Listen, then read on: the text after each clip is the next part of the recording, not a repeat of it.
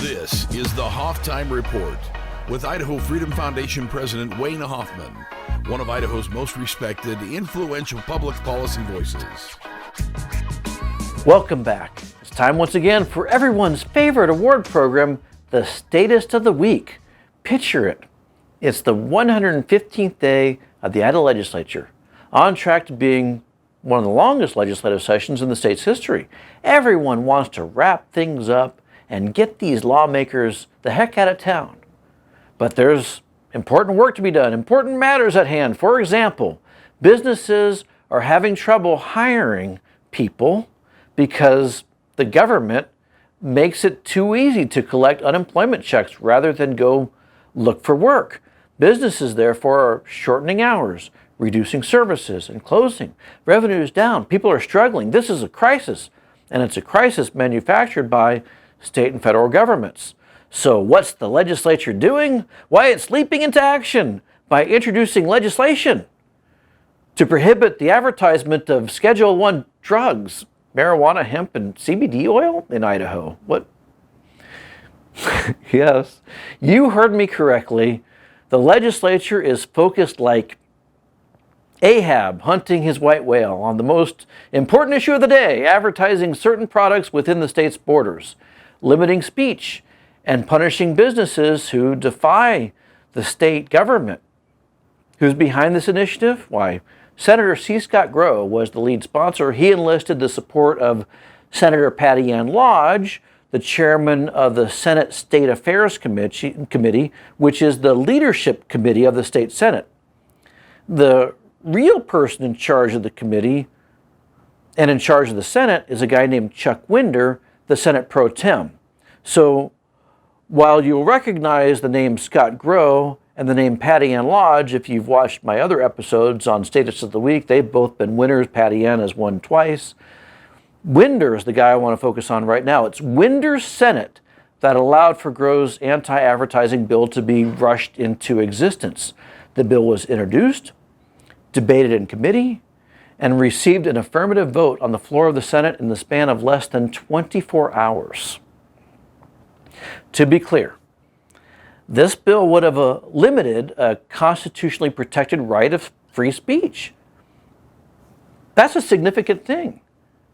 And yet Winder allowed this fiasco to go on. In other words, billboards on the freeway between Boise and Ontario, between Moscow and Pullman, Lewiston and Clarkston, Post Falls and Spokane, or in your local newspaper or magazine, represented the most concerning thing to the state Senate, so concerning that it needed to take up the issue without delay, without consideration of full public input.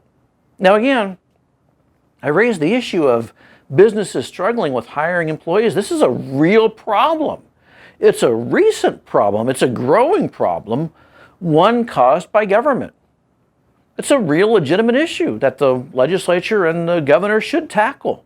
The state government should make it more difficult for Idahoans to collect unemployment when jobs are so plentiful. And were a bill to arrive in the Senate at the last minute on the 115th day of the legislative session to deal with that issue, that would be perfectly respectable and responsible. But a bill on the advertising of legal products, is this really what the state Senate should focus its attention on? What next? A bill to ban casinos from advertising in Idaho? That's a problem too, I guess. This type of misdirected attention, sadly, is par for the course in the state Senate. Keep in mind, the chairman of the Senate Health and Welfare Committee, Fred Martin, that's another name you should know well because he too is a previous winner of the Statist of the Week award. He recently said it was too late for him to consider the House's bill to ban mask mandates. The Senate committees are shut down, he said, right? That's what Martin told us. But in the Senate, committees are only shut down for some bills or for some issues, and that's a problem. And that problem comes from the very top, the office of the State Senate Pro Tem. Now, one could easily give Grow and Lodge the nod for being big-time promoters of statism. We've done that. But again, the person who allowed this to go on, the person who allows the double standard to exist, who deserves all the accolades for it, is Senate Pro Tem Chuck Winder. He is this week's Statist of the Week. Good job, Chuck.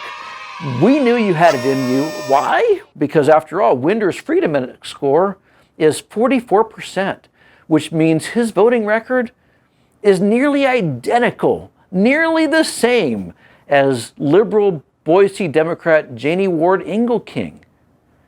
He's one who could be leading with solutions to help businesses, not leading with new legislation to hurt them. Chuck Winder, Statist of the Week, congratulations.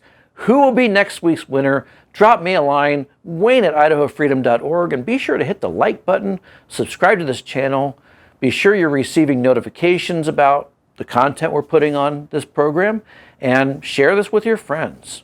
We'll be sure to talk to you again next time. You've been listening to the Halftime Report with Wayne Hoffman. Be sure to visit idahofreedom.org for Wayne's articles, IFF research, and show notes from today's episode.